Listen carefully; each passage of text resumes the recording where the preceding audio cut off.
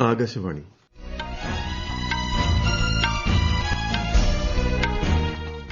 നമസ്കാരം. വാർത്തകൾ വായിക്കുന്നത് നരേന്ദ്രമോഹൻ.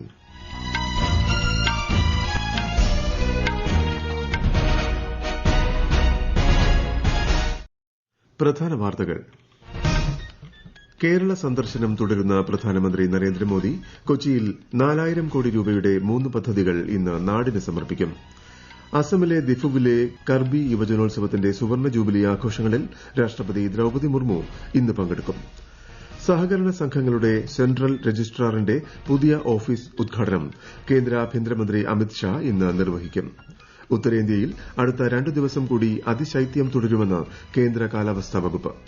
കേന്ദ്ര സർക്കാരിന്റെ വികസന ക്ഷേമ പദ്ധതികൾ ജനങ്ങളിലെത്തിക്കുന്ന വികസിത് ഭാരത് സങ്കൽപ് യാത്ര കേരളത്തിൽ പുരോഗമിക്കുന്നു. ഇന്ത്യ അഫ്ഗാനിസ്ഥാൻ ട്വന്റി ക്രിക്കറ്റ് പരമ്പരയിലെ മൂന്നാമത്തെയും അവസാനത്തെയും മത്സരം ഇന്ന്. FIH വനിതാ ഹോക്കി ഒളിമ്പിക്സ് യോഗ്യതാ ടൂർണമെന്റിൽ ഇന്ത്യ 5-1 ഇറ്റലിയെ പരാജയപ്പെടുത്തി. വാർത്തകൾ വിശദമായി. 2 ദിവസത്തെ കേരള സന്ദർശനത്തിനെത്തിയ പ്രധാനമന്ത്രി നരേന്ദ്രമോദിക്ക് ഗവർണർ ആരിഫ് മുഹമ്മദ് ഖാൻ, മുഖ്യമന്ത്രി പിണറായി വിജയൻ, കേന്ദ്ര സഹമന്ത്രി വി മുരളീധരൻ എന്നിവരുടെ നേതൃത്വത്തിൽ ഊഷ്മള സ്വീകരണം നൽകി. നെടുമ്പാശ്ശേരിയിലെ കൊച്ചി രാജ്യാന്തര വിമാനത്താവളത്തിൽ വ്യോമസേനയുടെ പ്രത്യേക വിമാനത്തിൽ ഇന്നലെ വൈകിട്ടാണ് പ്രധാനമന്ത്രി എത്തിയത്.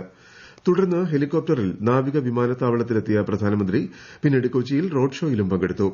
തുറന്ന വാഹനത്തിൽ ജനങ്ങളെ അഭിവാദ്യം ചെയ്ത് നീങ്ങിയ പ്രധാനമന്ത്രിയെ കാണുന്നതിനായി പാതയുടെ ഇരുവശങ്ങളിലും വൻ ജനാവലിയാണ് അണിനിരുന്നത്. ആന്ധ്രാപ്രദേശിൽ വിവിധ പദ്ധതികൾക്ക് തുടക്കമിട്ട ശേഷമാണ് പ്രധാനമന്ത്രി കേരളത്തിൽ എത്തിയത്.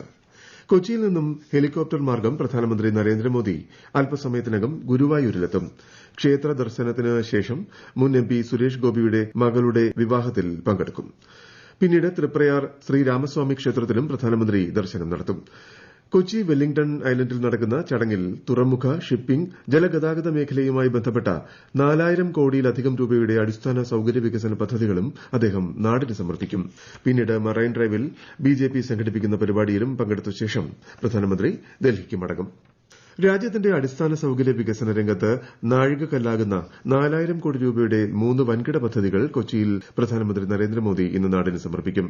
Kochi കപ്പൽശാലയിൽ new dry dock, Wellington ഐലൻഡിൽ കപ്പൽ അറ്റകുറ്റപ്പണി കേന്ദ്രം, പുതുവൈപ്പിനിലെ LPG ഇറക്കുമതി ടെർമിനൽ എന്നിവയാണ് പദ്ധതികൾ. വിശദാംശങ്ങളിലേക്ക്.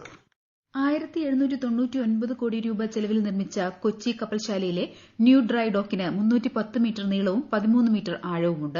70,000 ടൺ വരെ ഭാരമുള്ള വിമാനവാഹിനികൾ, കൂറ്റൻ ചരക്ക് കപ്പലുകൾ എന്നിവയുടെ നിർമ്മാണത്തിനും അറ്റകുറ്റപ്പണികൾക്കും ഡ്രൈ ഡോക്ക് പ്രയോജനപ്പെടും. 970 കോടി രൂപ ചെലവിൽ വെല്ലിംഗ്ടൺ ഐലൻഡിൽ നിർമ്മിച്ച ഇന്റർനാഷണൽ ഷിപ്പ് റിപ്പയർ ഫെസിലിറ്റിയിൽ ഒരേ സമയം 6 കപ്പലുകൾ കൈകാര്യം ചെയ്യാനാകും. കൊച്ചിയെ ഒരു ആഗോള കപ്പൽ റിപ്പയർ കേന്ദ്രമാക്കി മാറ്റുക എന്ന ലക്ഷ്യത്തോടെയാണ് പദ്ധതി യാഥാർത്ഥ്യമാക്കിയിരിക്കുന്നത്. മാരിടൈം ഇന്ത്യ വിഷൻ 2030 എന്ന കേന്ദ്ര സർക്കാർ പദ്ധതിയുടെ ലക്ഷ്യപൂർത്തീകരണമാണ് ഈ 2 പദ്ധതികൾ.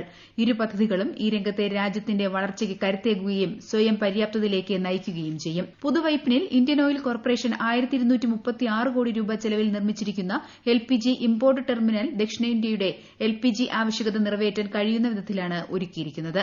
15,400 മെട്രിക് സംഭരണശേഷിയുള്ള ഈ ടെർമിനൽ റോഡ്, പൈപ്പ് ലൈൻ എന്നിവ വഴി LPG വിതരണം ഉറപ്പാക്കും. LPG വിതരണത്തിൽ പ്രതിവർഷം 150 കോടി രൂപയുടെ ചെലവ് കുറയ്ക്കാനും 18,000 ടൺ കാർബൺ ബഹിർഗമനം കുറയ്ക്കാനും പുതിയ ടെർമിനൽ സഹായകമാകും.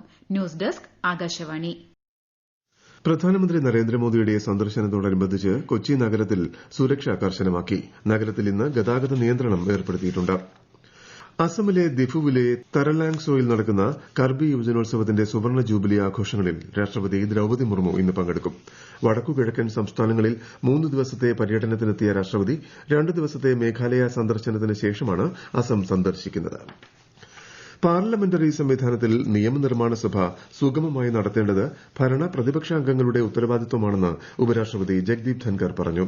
രാജസ്ഥാൻ നിയമസഭയിലേക്ക് പുതുതായി തിരഞ്ഞെടുക്കപ്പെട്ട MLA-മാർക്കുള്ള പരിശീലന പരിപാടി ഉദ്ഘാടനം ചെയ്ത് സംസാരിക്കുകയായിരുന്നു ശ്രീ ജഗ്ദീപ് ധൻകർ. എക്സിക്യൂട്ടീവും നിയമസഭയും സാധാരണക്കാരുടെ വികസനത്തിനും ക്ഷേമത്തിനും മുൻഗണന നൽകണമെന്നും അദ്ദേഹം പറഞ്ഞു.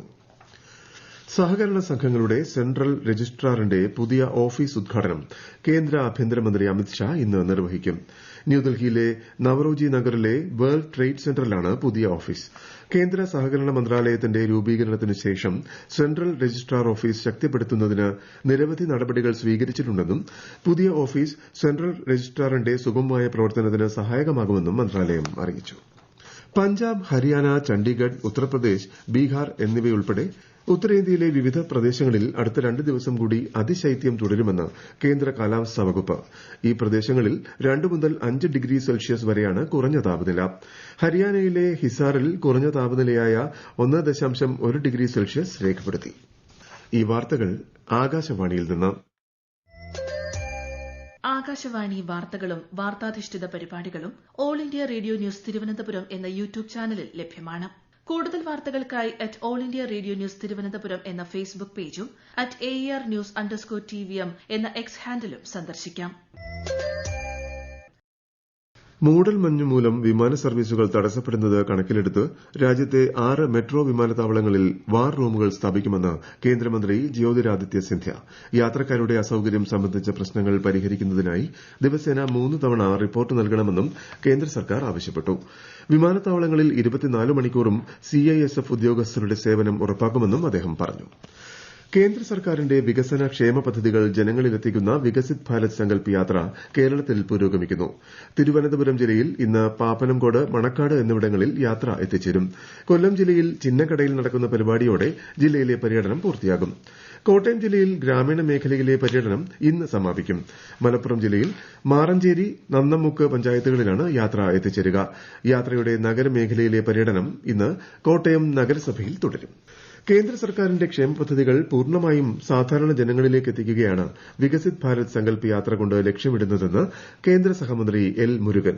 അടിസ്ഥാന സൌകര്യ വികസനത്തിനൊപ്പം ജനങ്ങളുടെ ജീവിത നിലവാരം ഉയർത്തുക എന്നതാണ് സർക്കാർ ലക്ഷ്യമിടുന്നതെന്നും കോട്ടയം നഗരസഭയിൽ വികസിത് ഭാരത് സങ്കൽപ് യാത്ര ഉദ്ഘാടനം ചെയ്തുകൊണ്ട് അദ്ദേഹം വ്യക്തമാക്കി 2047ഓടെ ഇന്ത്യയെ വികസിത രാജ്യമാക്കി മാറ്റുകയാണ് ലക്ഷ്യമെന്നും അദ്ദേഹം പറഞ്ഞു ഇന്നലെ പമ്പയിലെത്തിയ കേന്ദ്രമന്ത്രി ഇന്ന് ശബരിമലയിൽ ദർശനം നടത്തും ഇന്ത്യയെ സ്വാശ്രയവും ഉൽപാദന കേന്ദ്രവും വികസിത രാജ്യവുമാക്കുന്നതിനുള്ള അടിസ്ഥാന സൌകര്യ വികസനത്തിന് സർക്കാർ പ്രത്യേക പരിഗണന നൽകുന്നുണ്ടെന്ന് കേന്ദ്രമന്ത്രി ഡോക്ടർ മഹേന്ദ്രനാഥ് പാണ്ഡെ പറഞ്ഞു ന്യൂഡൽഹിയിൽ നടന്ന ഓട്ടോമൊബൈൽ ഓട്ടോ ഘടകങ്ങളുടെ പ്രൊഡക്ഷൻ ലിങ്ക്ഡ് ഇൻസെന്റീവ് കോൺക്ലേവിനെ അഭിസംബോധന ചെയ്ത് സംസാരിക്കുകയായിരുന്നു അദ്ദേഹം ഇന്ത്യയിലെ യുവജനങ്ങൾക്ക് പ്രധാനമന്ത്രി നരേന്ദ്രമോദി നേതൃത്വം നൽകുന്ന കേന്ദ്ര സർക്കാരിന്റെ വിവിധ പദ്ധതികളിലൂടെ നിർണായകമായ പരിവർത്തനം സംഭവിച്ചതായി കേന്ദ്ര സഹമന്ത്രി രാജീവ് ചന്ദ്രശേഖർ പറഞ്ഞു ഇന്നലെ നോയിഡയിൽ ദേശീയ സ്റ്റാർട്ടപ്പ് ദിനത്തോടനുബന്ധിച്ച് യുവാക്കളുമായി നടത്തിയ സംവാദത്തിലാണ് അദ്ദേഹം ഇപ്രകാരം അഭിപ്രായപ്പെട്ടത് ദക്ഷിണാഫ്രിക്കയിലെ ഭരണകക്ഷിയായ ആഫ്രിക്കൻ നാഷണൽ കോൺഗ്രസിന്റെ മുതിർന്ന നേതാക്കളുടെ 4-അംഗ പ്രതിനിധി സംഘം ന്യൂഡൽഹിയിൽ ബിജെപി ദേശീയ അധ്യക്ഷൻ ജെ.പി. നദ്ദയുമായി കൂടിക്കാഴ്ച നടത്തി ബിജെപിയുടെ ക്ഷണപ്രകാരം ദേശീയ തലസ്ഥാനമായ ഡൽഹിയിൽ 3 ദിവസത്തെ സന്ദർശനത്തിനെത്തിയതായിരുന്നു സംഘം ബിജെപി ദേശീയ അധ്യക്ഷൻ ജെ.പി. നദ്ദയുടെ അധ്യക്ഷതയിൽ പാർട്ടിയുടെ ആദ്യ ക്ലസ്റ്റർ ഇൻചാർജുകളുടെ യോഗം ന്യൂഡൽഹിയിൽ ചേർന്നു ലോക്സഭാ തെരഞ്ഞെടുപ്പിനുള്ള തയ്യാറെടുപ്പിന്റെ ഭാഗമായാണ് യോഗം കോൺഗ്രസ് നേതാവ് രാഹുൽ ഗാന്ധി നയിക്കുന്ന ഭാരത് ജോഡോ ന്യായ് യാത്ര 4ാം ദിവസമായി ഇന്ന് നാഗാലാൻഡിൽ പര്യടനം നടത്തും കോഹിമ ജില്ലയിലെ വിശ്വേമ ഗ്രാമത്തിൽ നിന്നാണ് നാഗാലാൻഡിലെ പര്യടനം ആരംഭിച്ചത് ഈ മാസം 14-ന് മണിപ്പൂരിൽ ആരംഭിച്ച യാത്ര മാർച്ച് 20-ന് മുംബൈയിലാണ് സമാപിക്കുന്നത് ഇന്ത്യ അഫ്ഗാനിസ്ഥാൻ ട്വന്റി ക്രിക്കറ്റ് പരമ്പരയിലെ 3ാമത്തെയും അവസാനത്തെയും മത്സരം ഇന്ന് നടക്കും ബംഗളൂരുവിലെ എം ചിന്നസ്വാമി സ്റ്റേഡിയത്തിൽ വൈകിട്ട് 7 മണിക്കാണ് മത്സരം 3 മത്സരങ്ങളുള്ള പരമ്പരയിൽ ഇന്ത്യ 2 കളികളും ജയിച്ച് ഇതിനകം പരമ്പര സ്വന്തമാക്കി റാഞ്ചിയിൽ നടക്കുന്ന FIH വനിതാ ഹോക്കി ഒളിമ്പിക്സ് യോഗ്യതാ ടൂർണമെന്റിലെ പൂൾ ബി മത്സരത്തിൽ ഇന്ത്യ 5-1-ന് ഇറ്റലിയെ പരാജയപ്പെടുത്തി നാളെ നടക്കുന്ന സെമി ഫൈനൽ മത്സരത്തിൽ ഇന്ത്യ ജർമ്മനിയെ നേരിടും അയോധ്യ രാമക്ഷേത്രത്തിലെ പ്രാണപ്രതിഷ്ഠയോടനുബന്ധിച്ചുള്ള ആചാരപരമായ ചടങ്ങുകൾക്ക് തുടക്കമായി 22-ന് പ്രധാനമന്ത്രിയുടെ സാന്നിധ്യത്തിൽ പ്രതിഷ്ഠാ ചടങ്ങ് നടക്കും പ്രധാന വാർത്തകൾ വീണ്ടും കേരള സന്ദർശനം തുടരുന്ന പ്രധാനമന്ത്രി നരേന്ദ്രമോദി കൊച്ചിയിൽ 4000 കോടി രൂപയുടെ 3 പദ്ധതികൾ ഇന്ന് നാടിന് സമർപ്പിക്കും അസമിലെ ദിഫുവിലെ കർബി യുവജനോത്സവത്തിന്റെ സുവർണ്ണ ജൂബിലി ആഘോഷങ്ങളിൽ രാഷ്ട്രപതി ദ്രൌപദി മുർമു ഇന്ന് പങ്കെടുക്കും സഹകരണ സംഘങ്ങളുടെ സെൻട്രൽ രജിസ്ട്രാറിന്റെ പുതിയ ഓഫീസ് ഉദ്ഘാടനം കേന്ദ്ര ആഭ്യന്തരമന്ത്രി അമിത്ഷാ ഇന്ന് നിർവഹിക്കും ഉത്തരേന്ത്യയിൽ അടുത്ത 2 ദിവസം കൂടി അതിശൈത്യം തുടരുമെന്ന് കേന്ദ്ര കാലാവസ്ഥാ വകുപ്പ്. കേന്ദ്ര സർക്കാരിന്റെ വികസനക്ഷേമ പദ്ധതികൾ ജനങ്ങളിലെത്തിക്കുന്ന വികസിത് ഭാരത് സങ്കൽപ് യാത്ര കേരളത്തിൽ പുരോഗമിക്കുന്നു. ഇന്ത്യ അഫ്ഗാനിസ്ഥാൻ 2020 ക്രിക്കറ്റ് പരമ്പരയിലെ മൂന്നാമത്തെയും അവസാനത്തെയും മത്സരം ഇന്ന്. FIH വനിതാ ഹോക്കി ഒളിമ്പിക്സ് യോഗ്യതാ ടൂർണമെന്റിൽ ഇന്ത്യ 5-1 ഇറ്റലിയെ പരാജയപ്പെടുത്തി. വാർത്തകൾ കഴിഞ്ഞു. അടുത്ത വാർത്താ പ്രക്ഷേപണം 12:30.